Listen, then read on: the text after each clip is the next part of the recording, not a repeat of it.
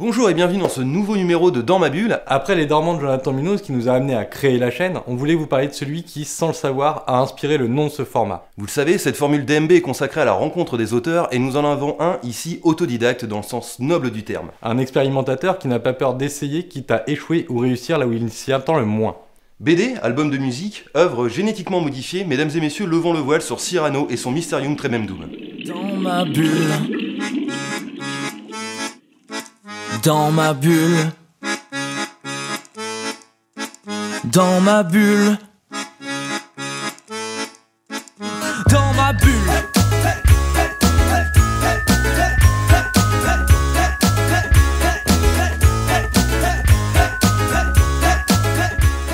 Par où commencer, mes braves? Mysterium Tremendum est un album double. L'album livre contient un album CD. Chaque morceau de musique ayant sa propre correspondance dessinée, on a donc 120 planches, 15 morceaux, 15 histoires. le tout autofinancé et entièrement réalisé par Cyrano et édité chez Les Doigts dans le Zen. En novembre 2016.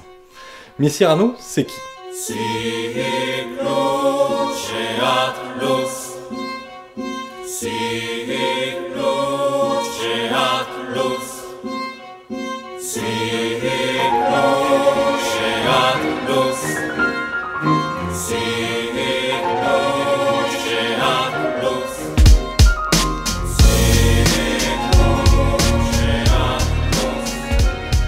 Eh bien, je m'appelle Sylvain, Cyrano de mon pseudonyme, j'ai 37 ans et voilà, je suis artiste, je vis de ma musique depuis maintenant une dizaine d'années.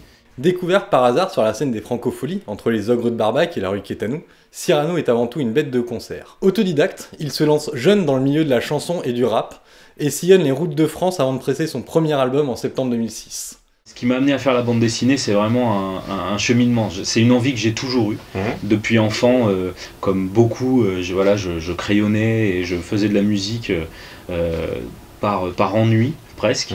Et j'ai toujours eu cette envie, en voyant des bandes dessinées, etc., de reproduire ce médium-là. C'est un truc hyper amusant, hyper libre, en fait. Et la vie a voulu que, à la place de l'illustration, je vive de ma musique. Mais en effet, j'ai toujours illustré mes disques, comme ça m'évitait d'être frustré totalement. En plus, clairement, il est plus facile de vivre de sa musique que de son dessin.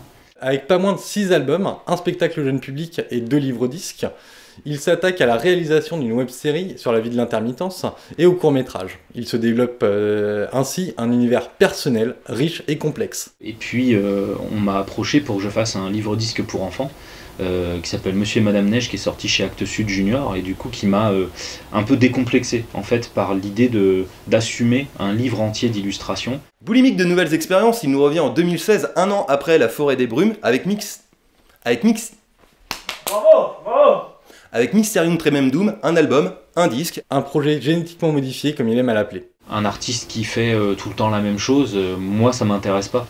Donc finalement la réflexion que j'ai j'ai envie de faire quelque chose, je le fais.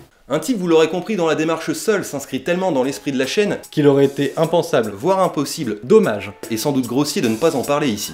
Vous trouverez pléthore d'autres informations et liens dans la description. Mais dans l'immédiat, place à Cyrano et son Mysterium Tremendum. Fait de fantaisie, on peut se mélanger. Fou, ivre, à force d'aimer, là, une peut se loger. Dur sur les trains jusqu'à avoir floué. Quand tu te sens seul, tu sais que je l'ai fluide. Quand t'es en danger, sur moi, tu peux te venger. Tu peux t'allonger, te réfugier, plonger dans mes bras, car je sais que t'aimes voir mes mots jusqu'à la dernière gorgée. Ton ennemi l'équité qui t'aime. Dominera dans la glace, même sous le week-end. Comme un homme contre la femme, capable du ken. Désormais, on peut se fréquenter, pas que le week-end. Cet ouvrage, Cyrano l'a fait seul, mais pas isolé. Conscient que le marché du disque est voué à disparaître, du moins physiquement, et comme il dessine et qu'il en a envie, Cyrano va proposer avec Mysterium Tremendum une nouvelle approche de ses textes. Quel était l'avantage ou quelle était la compétence que je pouvais utiliser moi pour proposer quelque chose de différent? En fait, c'était le dessin, ça s'est un peu imposé.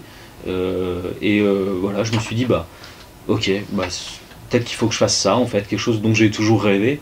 Quitte à ce que les disques ne se vendent plus, autant faire des objets qui sont pour nous beaux et qui illustrent vraiment ce qu'on fait artistiquement, qui ont une valeur artistique. Toujours dans l'anticipation, il s'était donné une date butoir, et après 8 mois de travail intense, il avait fini ses 120 planches et 15 histoires. Parolier prolixe, Amoureux des mots autant que des musiques du monde, Il change de style, comme certains peuvent changer de chemise, et va nous proposer soit du hip-hop engagé, soit des contes de fées, soit des fables. sa musique et ses compositions sont parcourues par du rap à la secte phonétique, IAM, Tandis que son flow peut aller emprunter à du Buzz Driver, de l'électro à la bonobo en passant par Ezekiel, entrecoupé de scratch, de ballades languissantes. bref, du style musical polymorphe, En veux-tu? en voilà. Graphiquement, il en ressort donc une furieuse envie de reproduire en images scénarisées ce qui lui trotte déjà dans la tête. Après, ce qui est intéressant, je pense, c'est que, en fait, ce cheminement dont je parlais pour arriver à la bande dessinée, il s'est fait naturellement parce que toutes mes chansons sont plus ou moins des contes ou des fables déjà. C'est des histoires que j'imagine moi, certainement en tant qu'illustrateur, déjà comme des sortes de petits courts-métrages, de films d'animation. Et la frustration est de ne pas les mettre en image. Et là, finalement, ça coulait de source en fait. On découle une BD plein de styles différents, à l'image de l'auteur, extrêmement riche et complexe. Mêlant habilement le crayon de couleur, le fusain, la palette graphique ou le stylo à billes. S'amusant par le dessin à nous raconter une autre histoire, nous amenant à réfléchir ses textes et à poser l'œil devant l'histoire autant qu'à l'oreille de son flot. Certaines chansons appellent à des tons cartoon, voire pop, Quand d'autres se ressentent plus dans les tripes et sont instinctives, voire frénétiques. et certaines se devaient graphiquement d'être plus légères ou organiques. Et Cyrano s'amuse donc à passer d'un style à l'autre. Ce qui m'a conforté en fait dans l'idée de foncer dans cet objet-là de bande dessinée. En fait, c'était un peu l'aboutissement de ma réflexion, de ma démarche artistique depuis 10 ans. Du coup, il nous laisse voir ses influences picturales. Les artistes de la culture comics, manga ou franco-belge, On pourra y trouver du Ledroit, du Hergé, Miller, Mignolia, comment il s'appelle ce con Toriyama. Du Toriyama. Et il y en a un dernier. Du Toriyama, et j'en passe, et j'en passe. Puis ce qui a été vraiment mortel, c'est que du coup j'ai bossé avec le fils de Régis Loisel pour réaliser la bande dessinée. Alors pas pour le dessin, mais plus pour la mise en page, la réalisation de l'objet, quoi. Ce qui était super chouette. Les morceaux, je les ai tellement bossés en amont que ils sont présents en moi, quoi. Je sais où ça va. Après, évidemment, je reprends le texte et en fait, je me suis découpé tout le texte comme si le texte était en fait le scénario de ma BD, quoi. Donc j'ai cherché aussi à faire en sorte que ce soit pas juste figuratif, c'est-à-dire décrire ce qui se passait sur le texte. Donc j'ai cherché à amener autre chose à travers l'image. Et prendre parfois même un contre-pied dans le dessin par rapport à ce qui se racontait. Les histoires illustrent les textes, mais peuvent avoir leur vie propre. Par exemple, il va y avoir du comique teinté de journal satirique, il va y avoir du non-narratif découlant au figuratif. de la simple illustration de la chanson, etc., etc. Là, ce qui est intéressant, c'est d'écrire des histoires qui en fait traitent de sujets, de fonds de société qui malheureusement souvent sont inhérents à l'humain. Et ça rend le propos peut-être plus universel, et ce qui explique que ça puisse toucher des enfants, puisqu'il y a un premier degré de la fable, et des adultes qui vont être plus touchés par le thème que j'aborde. J'adore cette espèce de mélange, quoi. Toutes ces histoires sont comme les fables de La Fontaine, elles vont nous parler soit par métaphore, soit par hyperbole de sujets de société, d'humanité, etc. Son dessin est au service d'une autre lecture de son texte. Je pense qu'il y a un déclic, un choc, un truc à déclencher pour que les gens soient frappés et se disent en fait il parle pas forcément de ça, il y a un second degré ou même autre chose derrière, quoi. Que ça donne envie de gratter et de se dire ok, de quoi ça parle, que ça interroge. Véritable montagne russe thématique et émotionnelle, Cyrano nous invite surtout à prendre notre temps. Une chanson, une BD, deux expériences séparées qui peuvent être vécues indépendamment, une troisième née quand on les vit en même temps. Il est intéressant pour certains morceaux de les lire puis de les écouter, ou même inversement. Les univers et les images que Cyrano nous décrit par sa plume sont très évocateurs, Et les planches nous amènent vers d'autres histoires, vers d'autres lieux. comme une invitation à l'imagination ou à la création. Ce qui est important, c'est que les gens soient plongés dans un univers et dans une ambiance, et musicalement je le fais, et en fait instinctivement, graphiquement je le fais aussi. Donc les images sont arrivées très rapidement de cette manière-là, voire elles étaient là déjà avant pour certains morceaux. L'univers graphique, c'est vraiment une volonté en fait. J'avais décidé dès le départ de ne pas me cantonner à un style.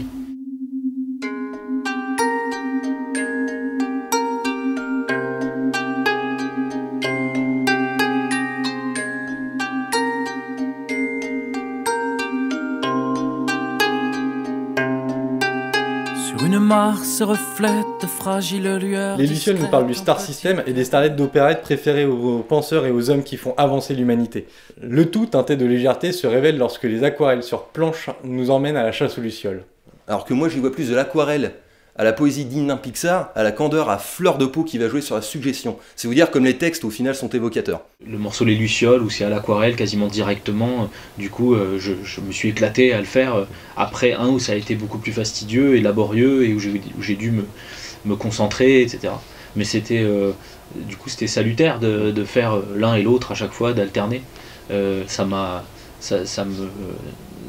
apporté de la fraîcheur. Et en effet, il y a des morceaux qui m'amènent forcément à des choses plus artistiques, dans le sens plus adulte et plus fouillé, comme le Lycanthrope ou le Pire des Hommes, où je suis allé chercher des choses plus dans la texture, voilà, qui sont plus pour moi presque de l'ordre de la peinture plutôt que de la bande dessinée. Le Pire des Hommes m'a pris aux tripes. Et même si graphiquement on ressent bien le texte et la portée, je pense que dans le délire mélange de textures, il aurait pu aller plus loin pour qu'on ait une sensation plus organique, plus primaire du texte en lui-même. Ça nous aurait fait ressentir le texte. Le Pire des Hommes, c'est de l'aquarelle, de la gouache et du crayon de couleur. Il y a plus de matière, plus de peinture que forcément sur des morceaux où en effet on va peindre à la palette, quoi.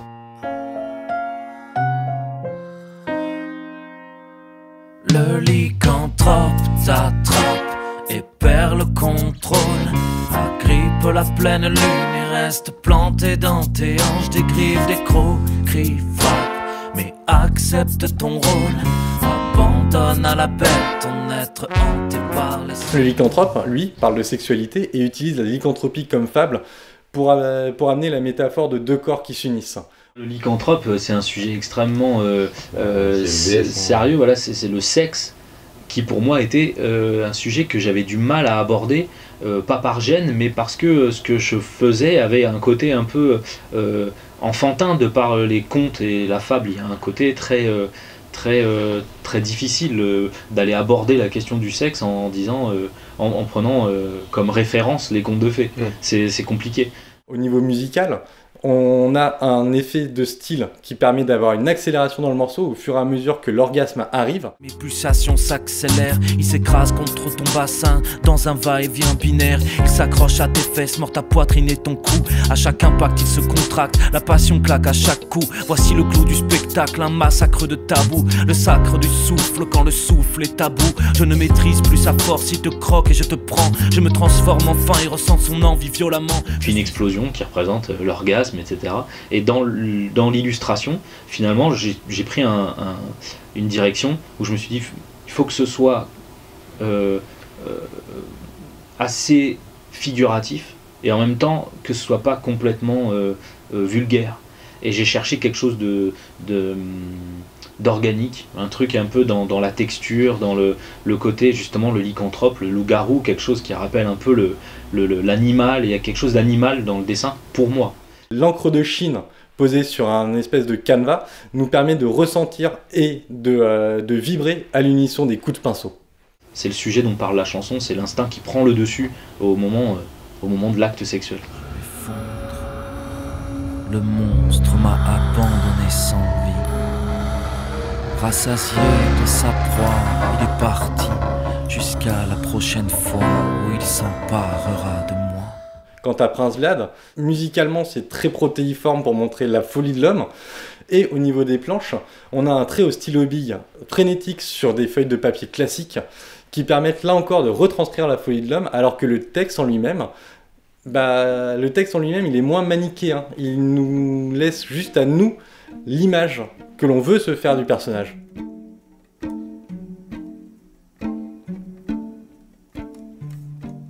Imaginez la plus petite des villes banales et ennuyeuses, ces maisons biscornues et ces venelles tortueuses, le calme de ses places et la froideur de ses murs, le bourdonnement docile de sa populace qu'on torture et son silence. Finalement, il aime tellement expérimenter qu'il va même inviter sa communauté à une séance d'écriture en ligne et compose en live avec eux l'une des pistes de l'album et l'une de nos histoires préférées. le dernier des fils du bourreau de Sombre Clair. En étant sur internet, filmé pendant que je composais et que j'écrivais, et les gens participaient en fait à l'élaboration de la chanson.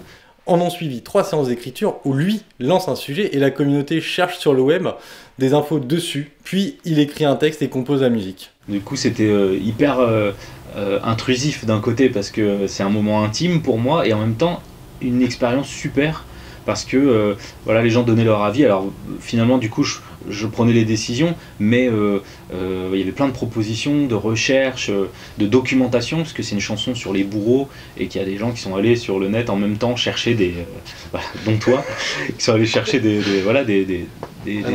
infos quoi. Artiste, artiste, sombre idiot, se cria le tueur en entrant dans une colère noire. Artiste, dit-il encore en agitant son couteau.